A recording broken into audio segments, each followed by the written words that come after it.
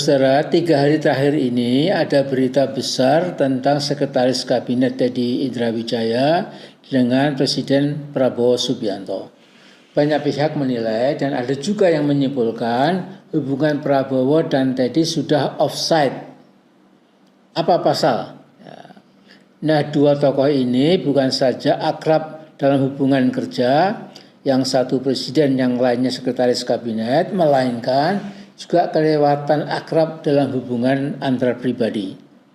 Sesungguhnya saya ikut malu membicarakan kedua orang ini. Berdasarkan pendapat atau opini masyarakat seperti bisa kita pantau, ternyata Teddy itu seorang gay, seperti kaum Nabi Lut pada zaman dulu, lebih menyukai atau mencintai sesama laki-laki. Ketua Majelis Syura Partai Umat Amin Rais mengaku tidak takut usai disebut mau dipolisikan karena diduga menyebar hoaks soal Sekretaris Kabinet Teddy Indrawijaya. Bahkan Amin Rais mau melaporkan balik Kementerian Komunikasi dan Digital atau Komdigi karena telah menghapus unggahan video di kanal YouTube pribadinya pada Minggu 3 Mei.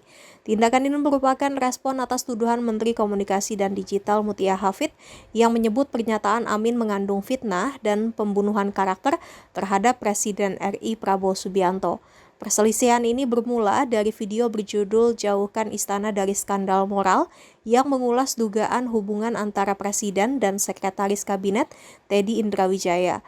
Dalam video tersebut, Amin menuduh Teddy Indrawijaya memiliki perilaku seksual menyimpang. Amin pun menuntut agar Teddy Indrawijaya dicopot dari jabatan Sekretaris Kabinet.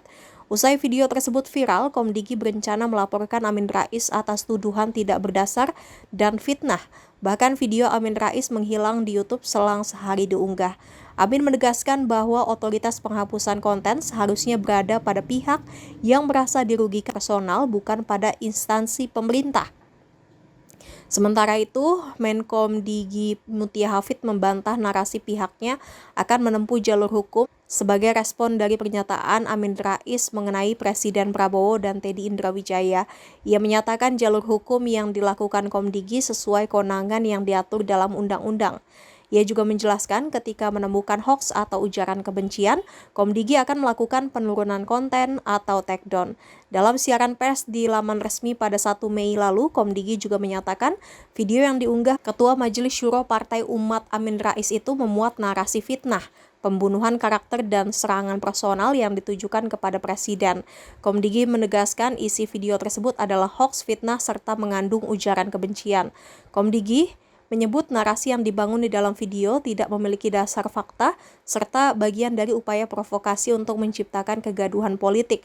Komdigi juga menilai konten tersebut bisa memecah belah bangsa.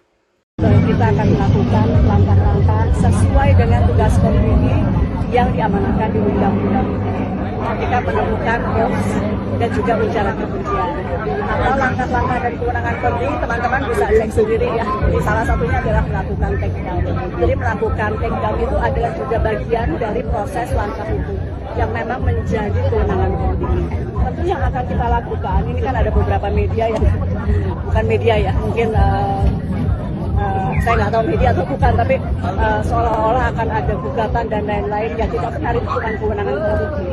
Komdigi jelas menyatakan bahwa langkah yang diambil Komdigi adalah sesuai kewenangan Komdigi di undang-undang. Saudara, 3 hari terakhir ini ada berita besar tentang Sekretaris Kabinet Teddy Indrawijaya dengan Presiden Prabowo Subianto.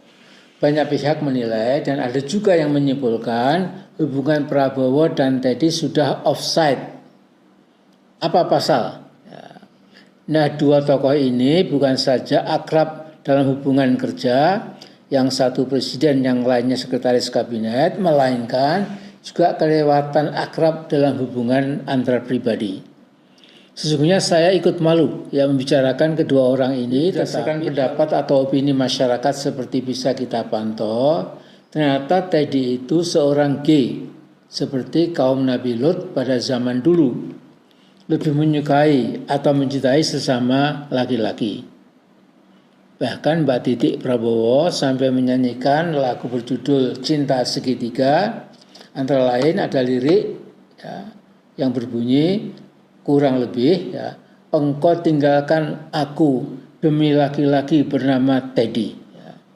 Singkat kata, tanpa berdele-dele, saya usulkan agar Pak Prabowo secara kesatria, tegas dan meyakinkan Prabowo melepaskan diri dari lendotannya si Teddy yang berbahaya itu.